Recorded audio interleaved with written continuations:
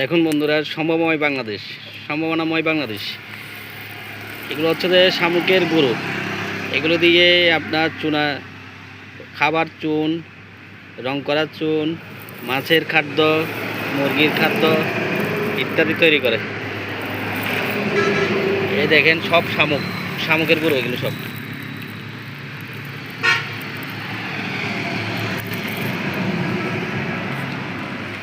দেখেন বন্ধুরা, কত সুন্দর এই শামুকের গুঁড়ো। এগুলো হচ্ছে সব শামুকের গুঁড়ো।